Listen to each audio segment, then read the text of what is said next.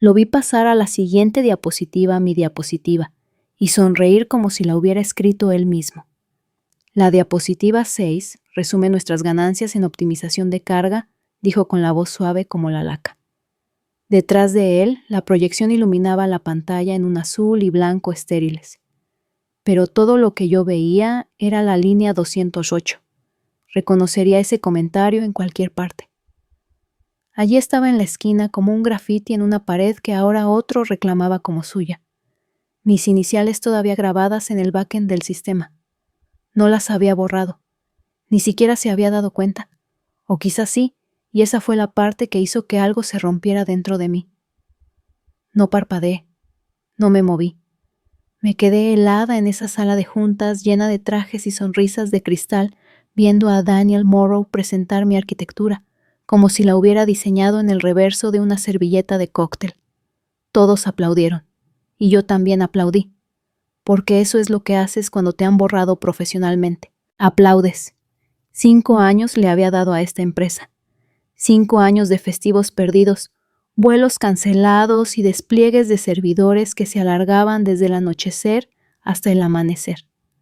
Cuando necesitaban una solución que nadie más podía escribir, les di un código tan limpio que prácticamente se depuraba a sí mismo. Reconfiguré toda su infraestructura y reduje en un 41% su referencia de latencia. Y Daniel una vez se bloqueó a sí mismo fuera de la consola de Jenkins y me preguntó si podía reiniciar la nube. A él lo ascendieron. A mí me dieron las gracias con una magdalena a medio comer y una vaga promesa de un futuro liderazgo. Y aún así me quedé. No por ellos, sino por el trabajo. La elegancia de construir algo real. Me dije a mí misma que era noble, que un día lo verían. Pero el mérito, he aprendido, es solo una abreviatura de te recompensaremos cuando nos convenga. Hace 6 meses pedí un aumento, no un trono, no un desfile, solo una cifra que correspondiera con el valor que ya había entregado 10 veces. Daniel se reclinó en su silla y dijo, Adri, eres brillante, pero no tienes exactamente madera de ejecutiva. Ese fue el momento, no cuando robó mi código, no cuando presentó mis diseños en la cumbre Vanguard sin siquiera ponerme en copia. Fue la risa suave despectiva, como si yo fuera una becaria que hubiera pedido el despacho de la esquina. Sonreí, asentí, y salí de esa reunión con un tipo diferente de silencio. No rendición, estrategia, porque lo que Daniel no sabía era que yo había presentado la patente principal 2 años antes de que la empresa siquiera se constituyera. Discretamente, bajo mi nombre de nacimiento, enterrada en el compost legal donde nadie se molestaba en mirar. Y ahora, mientras estaba sentada allí viéndolo disfrutar de un protagonismo robado, no sentí rabia. Sentí una especie de quietud exquisita, un conocimiento.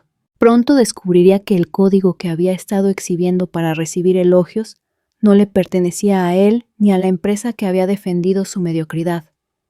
Me pertenecía a mí, y cuando todo terminara, cuando la orden de cese y desistimiento cayera como un trueno en su bandeja de entrada, no necesitaría aplausos. Solo el sonido del silencio en la sala de juntas. Y quizás, si tenía suerte, esa risa, ahogándose en su propio eco. No empezó como un plan. No exactamente. Al principio era solo insomnio y una furia silenciosa, paseos a las 3 de la madrugada, café, solo viejos correos electrónicos, sacados de carpetas de respaldo como confesiones a medio olvidar. Seguía viendo su cara. Daniel asintiendo durante mi presentación el año pasado como si entendiera una 10ª parte. Le había explicado el enrutamiento de carga asíncrono en un lenguaje sencillo. Él parpadeó y luego dijo, así que es más rápido. Y ahora se paraba frente a los inversores, fingiendo que había construido la casa cuando ni siquiera había encontrado el terreno. Dicen que la traición duele más cuando es personal. Pero lo que no te dicen es cómo la traición profesional, la que se hace en reuniones silenciosas y memorandos de RR, HH, corta más limpio y más profundo. Sin portazos, sin salidas dramáticas. Solo el lento despliegue del borrado en invitaciones de calendario y créditos dejados en blanco. Amaba el trabajo. Ese fue mi error. Lo amaba demasiado como para darme cuenta de cómo me estaban drenando mi brillantez, mi paciencia, mi silencio. Daniel conseguía los ascensos.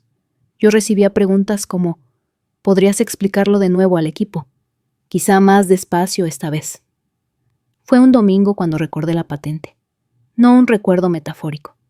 Quiero decir, literalmente abrí un viejo cajón buscando un cargador y encontré el sobre de Manila metido entre formularios de impuestos y una ambición olvidada. Dentro estaba la solicitud notariada sellada y timbrada, método y sistema para el equilibrio de carga híbrido escalable, presentado por Adrienne L. King. Lo miré como si fuera una reliquia, como si perteneciera a alguien que todavía creía que el talento algún día sería suficiente. Recordé el día que la presenté 2 años antes de que Virex Systems siquiera existiera. Había garabateado el borrador en papel cuadriculado en un subarriendo de una habitación donde la calefacción se apagaba cada 2 horas. El abogado con el que trabajé en aquel entonces, Luis Calderón, había entrecerrado los ojos a través de sus bifocales y dicho: «Segura de este lenguaje, esta abstracción va a hacer difícil que una empresa reclame la propiedad total». Ese era el punto. Le pagué a plazos, comí fideos instantáneos durante meses, y luego lo olvidé. Lo enterré bajo la mentira de que si seguía construyendo con el tiempo lo verían. Ahora lo veía yo. Esto no se trataba de ser vista. Se trataba de recuperar lo que era mío antes de que terminaran de borrarme de mi propia historia. Hice una búsqueda privada contra la última actualización del producto de la empresa Virex Stream 3.2. La misma estructura, la misma arquitectura, diferente nombre. Y todavía la línea 208, todavía mía. La patente no era suficiente, sin embargo. Todavía no. Necesitaba pruebas, necesitaba mapear cada lugar donde su código se remontaba al mío. Así que empecé a duplicar la producción, en silencio. Cloné cada repositorio al que tenía acceso. Construí una instancia privada en un nodo seguro. Anoté cada commit que Daniel había tocado desde su censo. Sus contribuciones eran cosméticas en el mejor de los casos. Unos pocos ajustes de interfaz de usuario. Una carpeta etiquetada como Final Source 3. Patético. Mientras tanto, mi algoritmo, el que había escrito a las 2 de la madrugada en un ThinkPad de segunda mano, era ahora la columna vertebral de toda su infraestructura. Pero ya no estaba enfadada. Estaba segura. Marqué la hora de todo. Construí un dossier con comentarios línea por línea. Incluso encontré memorandos internos donde Daniel hacía referencia a conceptos extraídos directamente de mi informe técnico sin atribución. Habían ganado millones con mi silencio. Había terminado de estar callada, porque ahora tenía la patente, tenía la prueba, y pronto tendría la audiencia perfecta. Todo lo que necesitaba era el momento adecuado para derribar la primera ficha de dominó. Y cuando cayera no haría eco, reverberaría. Dicen que la venganza se sirve fría, pero eso es demasiado simplista. Lo que no dicen es que se sirve mejor documentada, etiquetada, con marca de tiempo, con referencias cruzadas. A finales de marzo tenía todos los artefactos que necesitaba. Historial de Git, registros de producción, diagramas de arquitectura, capturas de pantalla de tickets de Jira donde se me asignaban ajustes de backend no esenciales, que casualmente sustentaban toda su plataforma. Cada pieza de mi trabajo reducida a un punto o enterrada en un registro de cambios. Pero no solo estaba recopilando pruebas, estaba construyendo un arma. El módulo de latido fue la fase 2. Lo vendí internamente como una capa de optimización de rendimiento. Telemetría no invasiva, lo llamé. Algo para ayudar a optimizar el comportamiento del clúster en tiempo real. Daniel asintió durante la demostración, escuchando a medias, revisando su teléfono como si le estuviera presentando una nueva función de snacks, en lugar de la misma herramienta que mapearía cada ejecución de mi código en su pila tecnológica. Me llamó una estrella de rock, y luego predeciblemente volvió a olvidar que existía. El módulo se activó en Virex Stream 3.3 sin siquiera una segunda mirada a mis notas de arquitectura. Observé cómo enviaba pings a mi servidor privado con métricas limpias y anónimas cada vez que el código se ejecutaba en producción, sin nombres, sin usuarios, solo rastros de ejecución y patrones de carga. Legalmente era telemetría, estratégicamente era vigilancia, y lo que me mostró fue devastador. Mi algoritmo no era un complemento, era la infraestructura. Desde las API de facturación hasta los servicios de chat en vivo, desde las canalizaciones de aprendizaje automático hasta toda su capa de caché adaptativa, todo estaba construido sobre lo que yo había creado. Su valoración, sus presentaciones para inversores, su estrategia de Finch hasta que consigas financiación. Cada decimal se equilibraba sobre la base que yo había sentado silenciosa, metódica matemáticamente 5 años antes. No solo que usaban mi código, vivían en él. Para abril, el dossier se había hinchado a 67 páginas. Lo codifiqué por colores, no por estética, por control. Cuando te han manipulado durante suficiente tiempo, hay algo casi sagrado en la claridad. Saber exactamente dónde vive la podredumbre. Pero la claridad por sí sola no provoca el colapso. Así es que envié el primer mensaje. No a Daniel. No al departamento legal. No a relaciones públicas. Se lo envié a ella, Marina Shaw, socia en Veritas Capital, inversora principal para la próxima serie de Virex. Nos habíamos conocido una vez brevemente en una conferencia de seguridad en la nube. Yo había dado una charla sobre la limitación adaptativa y la vi tomar notas con la concentración de alguien que construye un arsenal. Mi correo electrónico fue simple: Marina, creo que estás a punto de cometer un error muy caro. Se adjunta la prueba. ALK, sin amenazas, sin jerga legal, solo datos. En 2 horas respondió. Me gustaría hablar. Zoom, a las 4 p.m. Su rostro estaba tranquilo, pero sus ojos estaban haciendo los cálculos. No perdí el tiempo con presentaciones. Simplemente la guié a través de los puntos clave, fechas de presentación, de la patente, dependencias del sistema, registros de telemetría.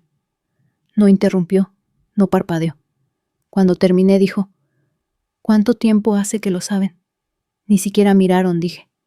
Exhaló. Hemos comprometido $72 millones. Luego vino la pausa. Ese largo y frío silencio cuando alguien se da cuenta de que le han vendido un holograma envuelto en palabras de moda. Nosotros nos encargaremos del resto, dijo. Y supe que lo haría, porque el dinero no perdona la traición, la reduce a cenizas. A la mañana siguiente, la junta directiva de Virex había convocado una reunión de emergencia. La agenda de Daniel se llenó de invitaciones consecutivas de personas que normalmente solo le hablaban en publicaciones de LinkedIn cuidadosamente seleccionadas.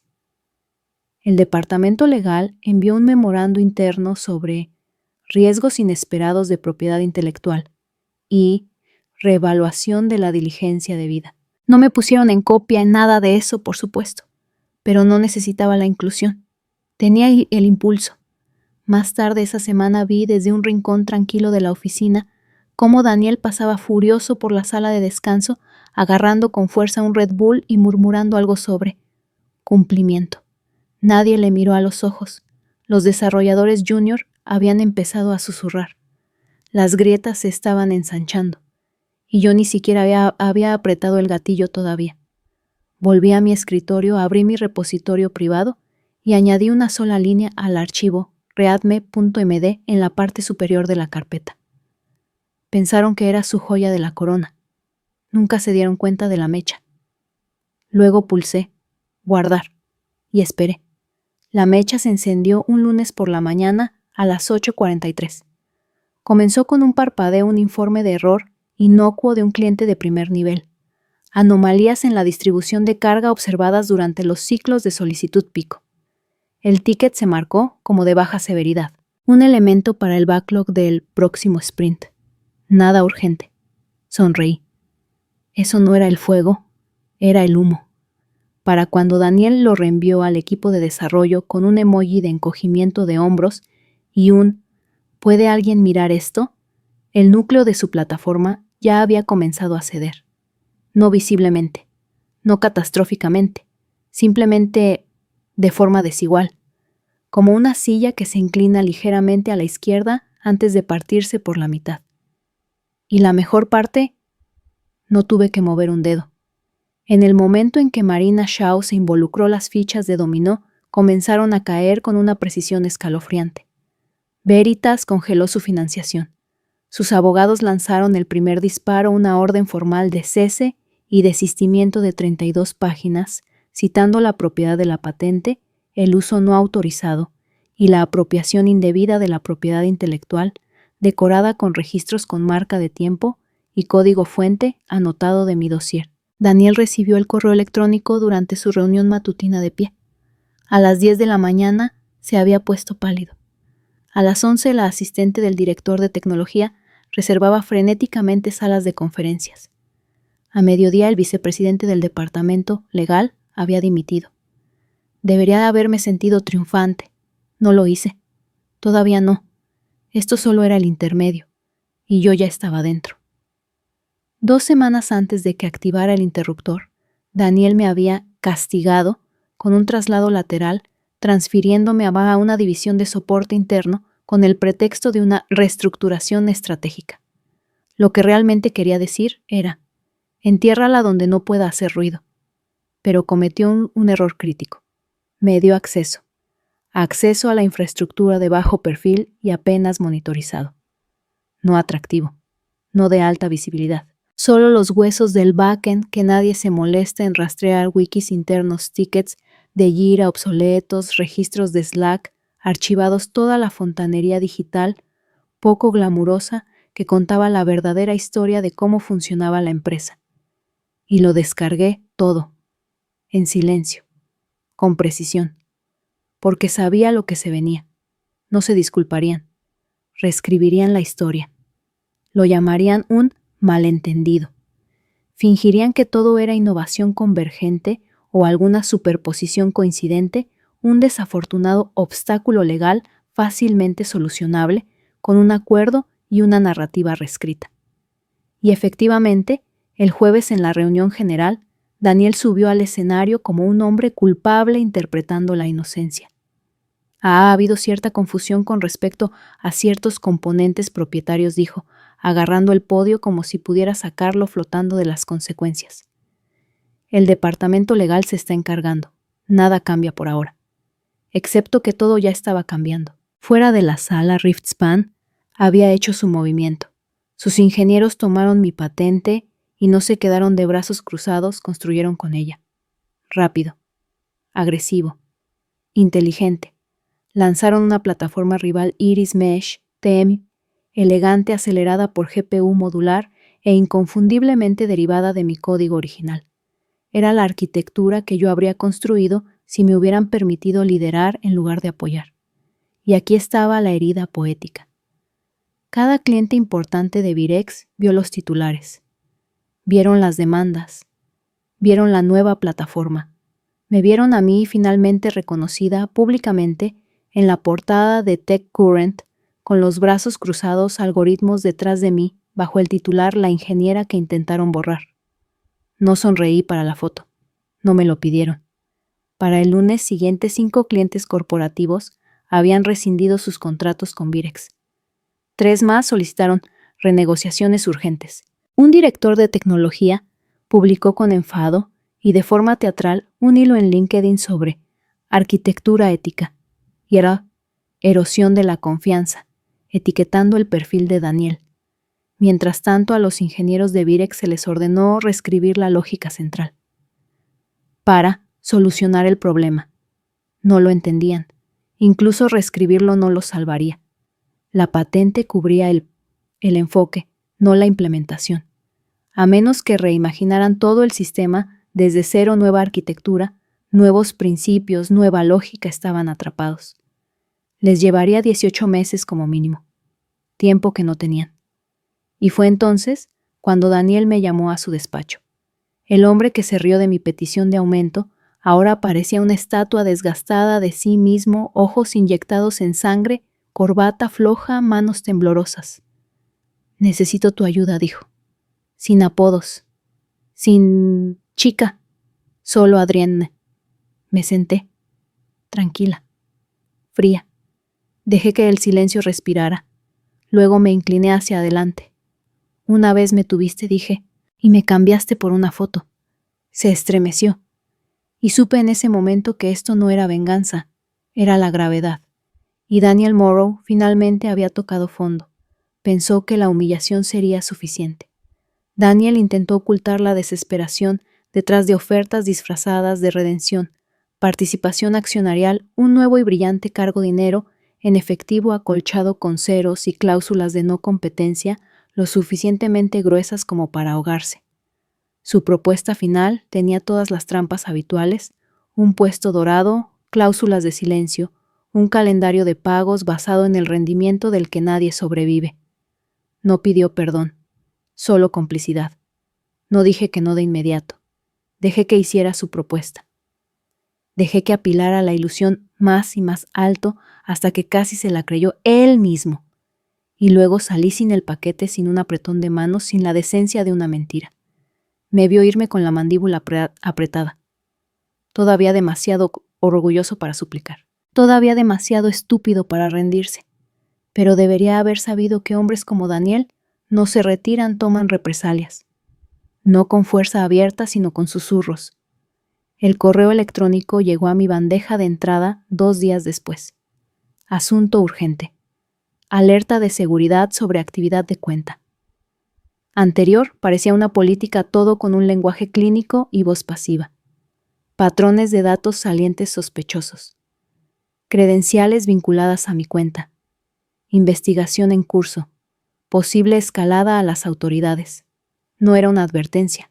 Era una amenaza. Envuelto en un lenguaje saneado por RR. HH. Pero venenoso de todos modos. Daniel no podía vencerme con lógica código o incluso narrativa, así que ahora intentaría enterrarme en sombras, pintarme como inestable, imprudente, una desarrolladora renegada que dejó que el ego anulara la ética. Estaba preparando el escenario para el truco más antiguo del libro La mujer se quebró, y la gente ya lo estaba comprando. Hilos anónimos de Reddit aparecieron de la noche a la mañana. Rare Technology y Arcare Startups. Incluso una publicación en Requie Femtech que dolió más de lo que esperaba. Me llamaron inestable. Dijeron que robé el algoritmo. Dijeron que saboteé a mi propio equipo por despecho. Incluso había una foto borrosa mía de hacía 5 años después de un fallo de despliegue con los ojos rojos y el pelo revuelto con la leyenda. En esta confiaron para construir una infraestructura crítica. Estaba funcionando. Podía sentir el cambio en el aire. Antiguos colegas dejaron de responder. Los reclutadores se quedaron en silencio. Incluso los desarrolladores junior, que una vez copiaron mis prácticas de Git, empezaron a evitar mi nombre en Slack. Fue un asesinato de reputación lento y quirúrgico. Y entonces llamó Danica. No habíamos hablado desde el MIT, vecinas de dormitorio con nada en común, salvo el agotamiento y el insomnio. Se había metido en la informática forense, el tipo de trabajo que no sale en los titulares pero que hace desaparecer los acuerdos. No preguntó cómo estaba. Solo dijo, «Dime lo que realmente hiciste, Adri. Dímelo todo. Porque tu nombre acaba de aparecer en los registros de alto nivel de 3 listas federales diferentes. Si eres inocente, tenemos que movernos ya». Se lo conté, línea por línea, commit por commit. Cómo había duplicado los repositorios, cómo había desplegado la telemetría, a qué tenía acceso y a qué no. Cuando terminé hubo silencio en la línea. Luego, no estás paranoica, están construyendo un caso, no porque sea verdad, sino porque es creíble. Danica ya estaba rastreando los paquetes antes de que yo cerrara el portátil. En 48 horas encontró la falsificación, un envío preparado desde mi terminal, pero registrado a las 3:14 de la madrugada, hora del Pacífico. Yo estaba en Boston esa semana. Zona horaria incorrecta. Hash de firma incorrecto. Su script había retrodatado la actividad, pero olvidó la discrepancia del reloj del sistema. Error de novato. Construimos un contradossier 300 páginas notariado con referencias cruzadas, firmado digitalmente. Lo enviamos directamente a la junta directiva de Virex. Sin prensa, sin drama. Solo la verdad afilada y quirúrgica. Para el lunes Daniel estaba, de baja personal indefinida. Y así, sin más, la mentira se desmoronó. Pero no me sentía a salvo, porque esto no había terminado. Todavía no. Todavía quedaba una persona. La reina detrás de la cortina. Margot Ellison. La CEO que nunca parpadeaba, nunca tuiteaba y nunca jamás dijo mi nombre. Había construido un imperio en el silencio. Ahora iba a enseñarle cómo sonaba cuando el silencio se volvía en tu contra. La sala de juntas estaba a media luz estéril silenciosa, el tipo de quietud reservada para las ejecuciones y las revisiones trimestrales. No me habían invitado. Entré de todos modos. Margot Ellison estaba sentada sola en el extremo de la mesa como si me hubiera estado esperando. No sorprendida, no enfadada, simplemente consciente. El tipo de mujer que jugaba al ajedrez a 3 niveles de profundidad y hacía desaparecer a la gente con nada más que silencio y conflictos de agenda. Llevaba un traje de color carbón, un pintalabios del color de la sangre seca y una alianza que parecía tener dividendos. Ninguna otra joya, ni portátil. Solo un vaso de agua sin gas que no había sido tocado. Su asistente intentó interceptarme con el portapapeles levantado como un escudo. Margot levantó una mano. Déjala entrar. Sin formalidades. Sin fingida confusión. Solo. Supongo que esto es por el fuego que iniciaste. No me senté. No de inmediato. Dejé que el momento se alargara hasta que el propio aire comenzó a crujir. Luego tomé asiento frente a ella, puse ambas manos sobre la mesa y la miré directamente a los ojos. Construiste tu imperio sobre código robado, dije. Lo sabías. No parpadeó. Jared fue imprudente, respondió con frialdad. La junta está de acuerdo. Estamos haciendo limpieza. Hacer limpieza no arreglará los cimientos, dije. Todos ignorasteis el hecho de que toda vuestra plataforma se construyó sobre un algoritmo que nunca poseísteis. Su mandíbula se contrajo apenas. Una microfractura en la máscara. ¿Quieres un pago?, preguntó. ¿Un asiento en la mesa? La miré fijamente. Quiero una confesión. Eso la pilló. Un lento parpadeo. No de miedo. De cálculo. ¿Quieres sangre?, dijo. Quiero la verdad.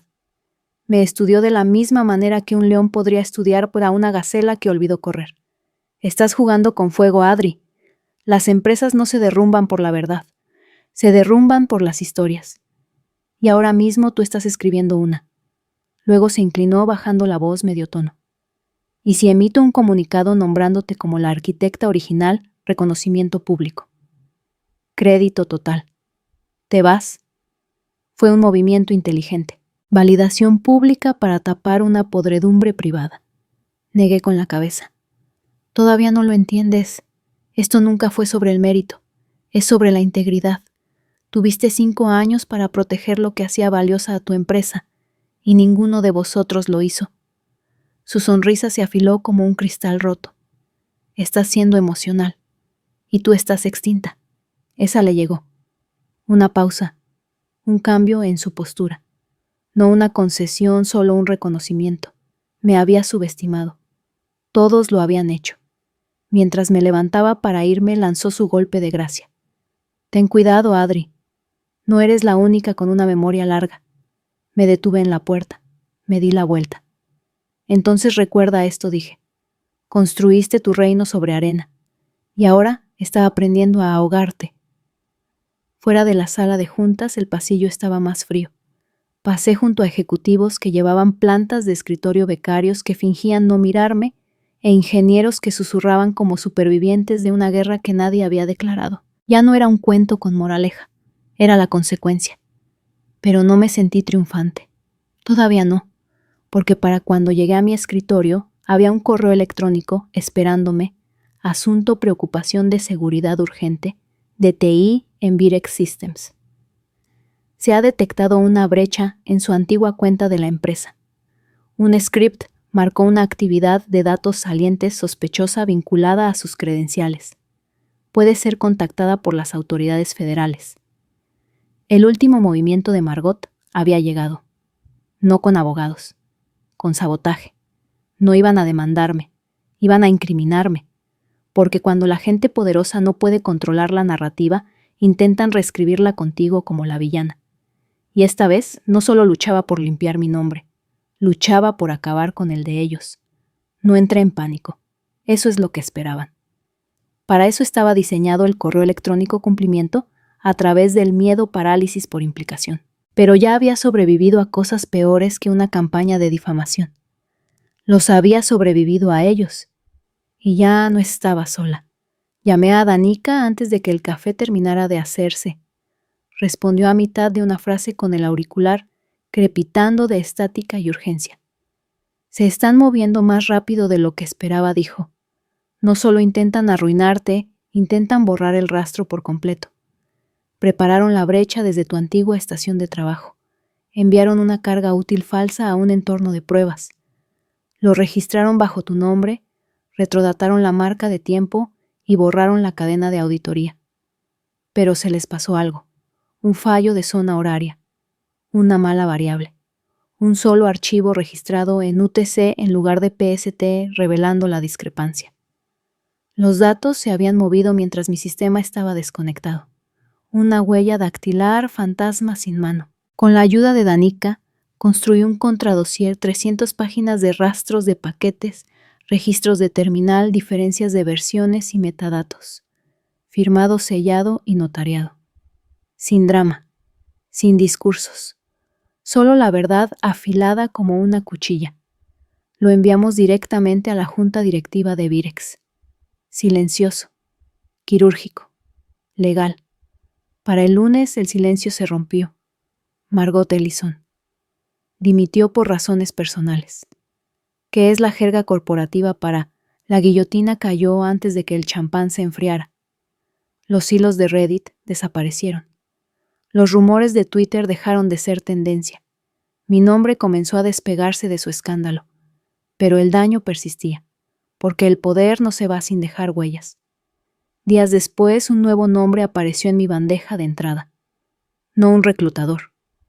No una amenaza legal. Una oferta. De Dorian Shaw. La única persona de la que no había sabido nada en años. El que casi me vence en el Eclipse Hackathon. No porque su código fuera mejor, sino porque sabía cómo jugar con la sala mientras yo todavía jugaba limpio. Su mensaje fue corto. Adri, vi lo que hiciste. Fue brutal. Fue elegante. Hablemos. Hay una mesa con tu nombre. Sin Daniels, sin Margots. Solo nosotros. Lo miré más tiempo del que debería. Dorian no era como los demás. No era incompetente, era estratégico. Calculado. El tipo de hombre que siempre hacía la apuesta ganadora, incluso si tenía que inclinar el tablero para hacerlo. Nos reunimos 2 días después en terreno neutral. Un bar de whisky en Palo Alto con luces suaves y verdades más duras. Llevaba una elegancia a medida y una confianza de start-up y me presentó su propuesta como si yo fuera una adquisición. Directora de tecnología de una nueva división de proyectos secretos. Autonomía total. Presupuesto ilimitado. Más participación accionarial que la mayoría de las series B. Y lo más importante, propiedad. Mi nombre en cada línea de código. Todo lo que siempre había querido. Pero se sentía ensayado, demasiado pulido, demasiado conveniente. Así que hice la única pregunta que importaba. ¿Por qué ahora? Su respuesta fue precisa y honesta. Porque has demostrado que eres peligrosa. Y la gente peligrosa son activos o amenazas. Ese fue el momento en que lo supe. No me querían a mí. Querían la palanca en la que me había convertido.